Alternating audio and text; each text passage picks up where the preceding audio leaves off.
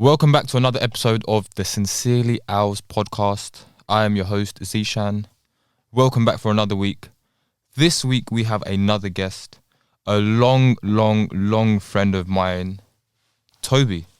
Yo, what are you saying? Tobi, thanks for coming. Yeah, man. We've been talking like a bit on Instagram for a while now. Yeah.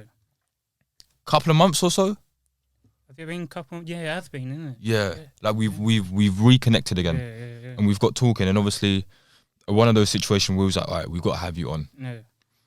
Number of reasons why I felt like you would be a good put on this episode. Yeah. There's a lot you've been doing that I never saw once upon a time when we were like a lot more around each other. For those that don't know, me and Tobi went to school with one another, secondary school. Great times, funniest moments. Tobi used to be the funniest guy. Yeah. I was like some next like geek sort of like. No, yeah, but you was cool as well. It was jokes. But you and Blake, you remember Blake? Yeah. Fucking hell. Yeah. So we had a lot of like amazing moments during school. After school, life happens. Yeah. I go one way with my life, you go another way with your life. But thankfully, we've now reconnected. Yeah, man. So the reason why I wanted to bring you onto this episode is because the way, I guess, life has changed for both of us has obviously, it does what it does, right? Yeah. But the things I've noticed with you, it's completely different to who I knew you to be once upon a time.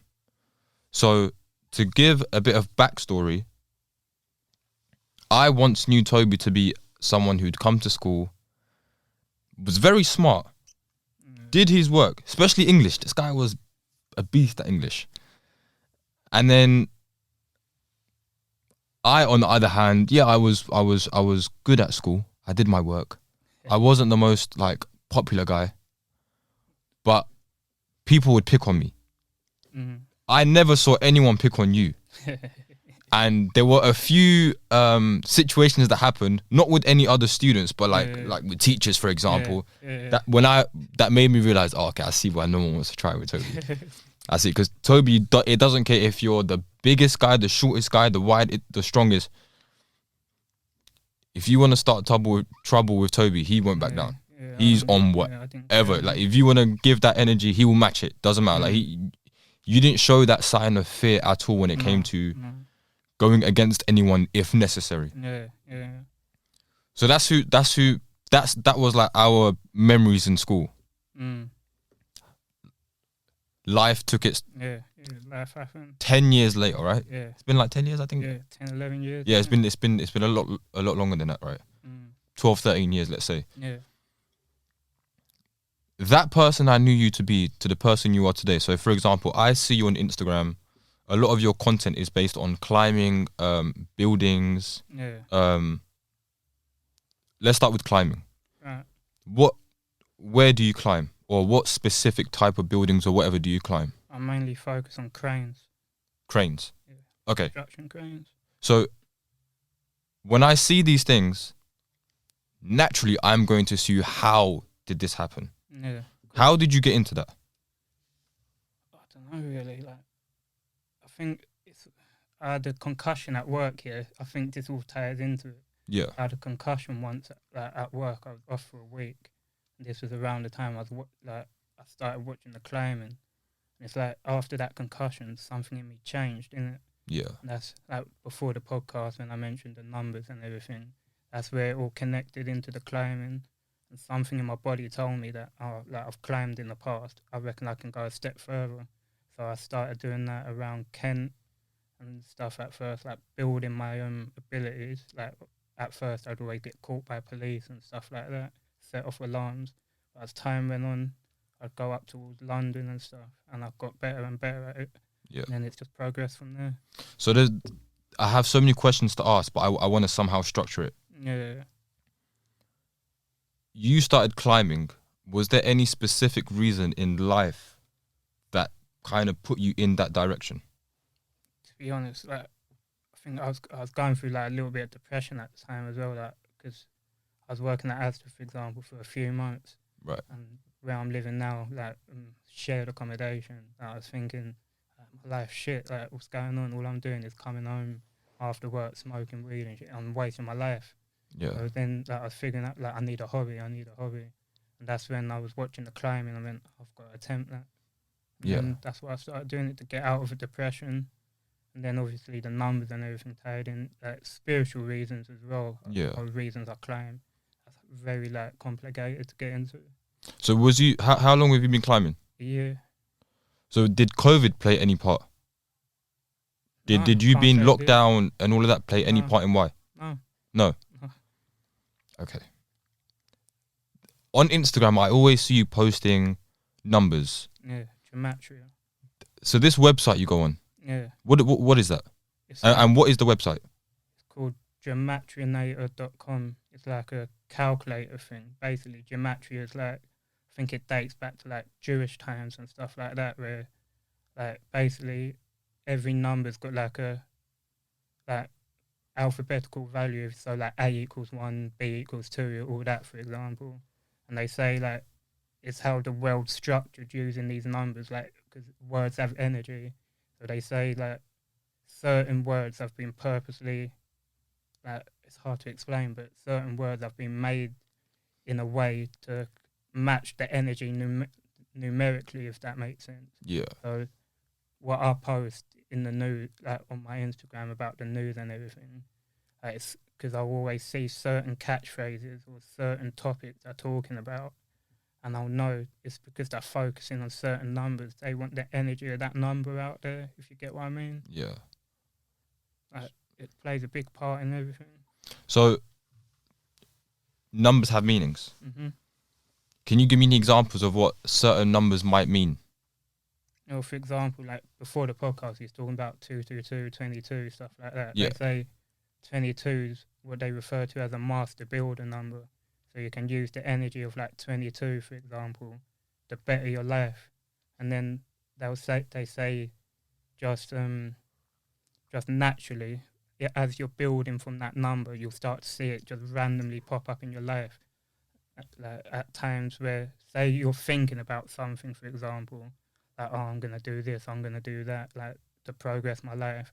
Then you might turn around and all of a sudden, you might just see like a 22 randomly somewhere. So you know to carry on with that thought process. Yeah. If you get what I mean. And how did you get into like this number thing?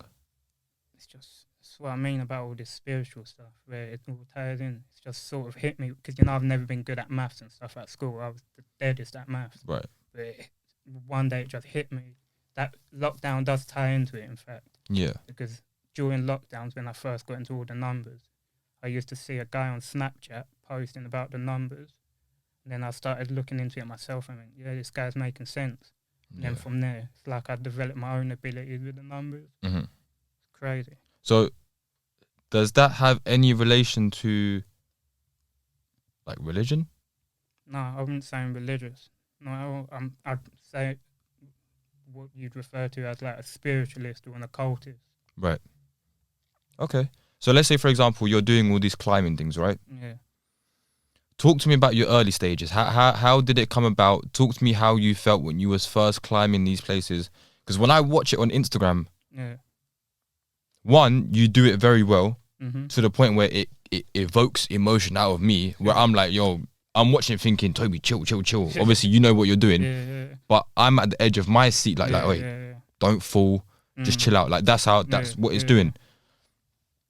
Talk to me about like your first time doing it, and then how it still motivated you to just keep on doing it. I think the first crane I climbed, I think I might have been caught by police because I set off an alarm. I'm not sure, because I was like, obviously, like I didn't really know what I was doing. So it got to the point where I got to the point of the crane where the crane driver would sit, and my body wouldn't let me go no further. Like each time I tried to go further, and my body just froze. So I knew that was my limit at that point in time. Right. I didn't want to push myself too much to the point where I don't know what I'm doing and I'm too high and I start panicking. So each time I'd go a step further with my climbing. Right. That's sort of how I progress. And how would you say you're at it right now? Would you say you're still in the stage where you've got a lot more to learn, or would you say you're confident enough to, if someone says to you, let's go climb this or that, you would be absolutely ready to do it? I'm confident in my ability in my abilities now because I've seen what I'm capable of. But I'd always say like you'll never finish learning, innit? There's always something to learn. Yeah.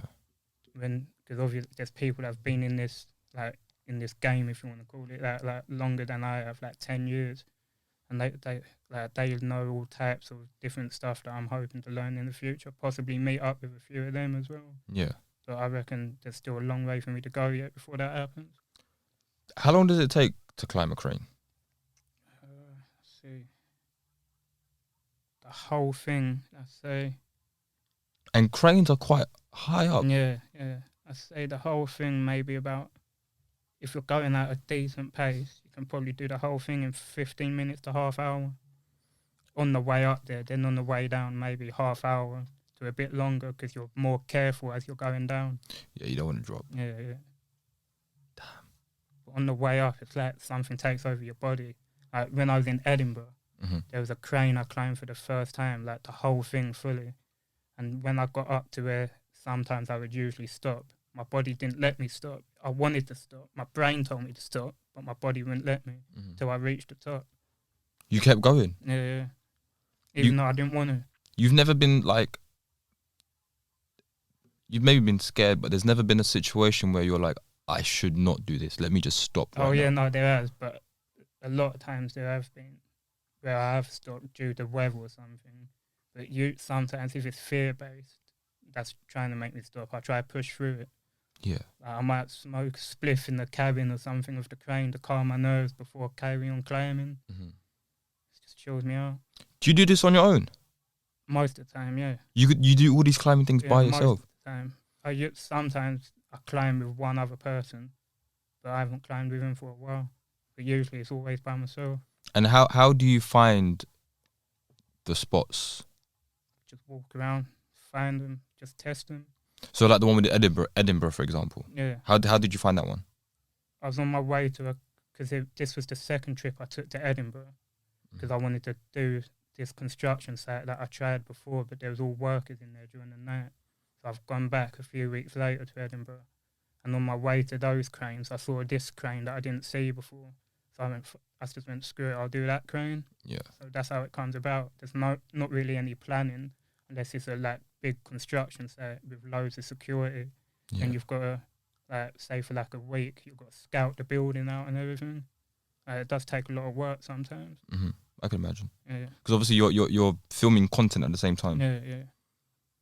Wow. Talk to me about let's say the scariest experience. Oh, scariest one.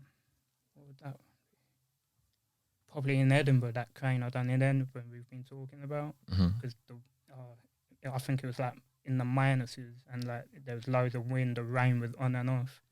And I think when I was at the top, I just stayed there for 20 minutes because I didn't want to move. And I was considering whether I should call fire service or something. It was that bad? Yeah. What, the weather conditions? Yeah, the wind in. I was like, I don't want to move. If I move and this wind blows me, I'm screwed. Yeah. So I was just chilling there for ages. I don't know, I'll sleep up here the whole night if I have to. I'm not moving. But then in the end, I went, no, I'm checking out the hostel tomorrow. I've got to get down. Yeah. So you make these trips alone? Yeah. So it's got to the point now where you're now booking trips to go to places to climb? Yeah. What was it about your very first time that made you think, I've now got this rush or passion for it? Like I said, when I see that also a lot of climbers in the past, the numbers we've been talking about, they're also into it as well. And again, it ties into spirituality. I don't know if you've heard of what they refer to as soul tribes and stuff. No. Your soul family. So, you have your blood family, but you have a soul family that are people. They say, for example, our body's just a vessel in it, and our soul's probably been here millions of times before, just in different bodies. Yeah. So they say that a soul tribe is people that you're connected to from past lives. So when I see them putting the numbers up as well, I was like, yeah, it's almost like that's speaking to me personally. For example, I'd see a number, say, for example, I've recently come back from Amsterdam. I was seeing the number 53 a lot. And I was taking the M53 train a lot, regularly. when I come back to England, I started seeing 53 everywhere. And then I watched an old climbing video from years, like 4 to 5 years ago. Then the number 53, that pointed to 53 all the time. And I'm thinking, what's made me watch this old video after Amsterdam? Yeah. Where they're pointing at 53. I was like, I've got to continue. Right. Yeah. Right. Talk to me more about this number thing, because I know, for example, Mikhail behind the camera was confused at first, and I was too, and it's a bit intriguing. What's this whole thing about numbers? Do numbers, like, if you see a number repeated amount of times, it means something? Like what's all that about? Well, like I say, they say numbers have a certain energy, and it all ties into all these high ups, elites, and that they say they'll use certain numbers to get the energy out there to make events happen, if you know what I mean. So, for example, I don't know how to explain it really, but that's what I mean. It's a tricky one to explain to people that don't really know anything about it. So when you first started noticing these things, did it make you want to study it more? Yeah, I studied it more, because it all ties into like occultism and all that other stuff. I would see, like, for example, the number 55 I was seeing a lot. For example, that's in my TikTok name as well, 55 at the end. Mm-hmm. And they say, like, the number 5, it's to do with, like, creativity, like, and a bunch of other stuff. And this was after I started the climbing. I found out about that's what the number means. I was like, oh shit, what made me pick that number? It's just mental. It's hard to explain really. Because if I read, let's say, an article or something today based on numbers, what's the possibility of me walking out of here and then now noticing these numbers? Or is it something that you have to study and then start to notice? I wouldn't say you have to study, but a lot of it could be as well, because now you've got that number in your head, so subconsciously you might be looking out for it. But it's deeper than that as well. For example, like, there's been times where someone, for example, I was at my sister's one time, and the kid one of the children, like, they randomly showed me the calendar and said, like, the number 56 to me. Like, and when I asked, what were you talking about? She didn't say nothing. Yeah. And then probably a few days after, 56, everywhere I'm seeing 56. And I was like, what the hell? Like, what's going on? Like, it's crazy. And what does that number signify? That's what I mean. I don't know. A lot of the numbers, I don't have a clue. I just follow my intuition, if you know what I mean. Yeah. Well, there's times, for example, I've done a climb, and then I'll look at the time on my phone, and it'll be like 22:02 or something, and I'll be like, let me go. Something's telling me to get out of here, innit? Really? I'll start climbing down, and then you'll hear sirens and see security about something. I'm like, bruv, what's it? Something's protecting me. I think it ties into the numbers. Damn, it's crazy. Do you spend a lot of time looking at these numbers, sort of things? I did do during lockdown, and it did kind of send me into what they call spiritual psychosis, where you start thinking everything's got a meaning and it sends you crazy. That's nearly what happened to me. Do you feel like everything has a meaning? Not everything, but I'd say everything happens for a reason. That's what I would say. Yeah. Not everything's got a meaning, but everything happens for a reason. Yeah. Where do you want to take this climbing thing? I'd like to meet up with. It's not so much of a big deal to me, because you know me, I've never needed to be around people. I'm always happy alone. Yeah. Just travel to different places, climb the highest things I can. New York, Malaysia, because I don't mess around with small cranes. Now I know I'm confident enough. But that's what I'd like to do: travel and just climb stuff. Yeah, that's amazing. Like me, for example, I'm not the greatest with heights. No, I'll be very honest. I get scared in a lift once I reach a certain level. Yeah. Some people I know are scared on escalators. But each to their own.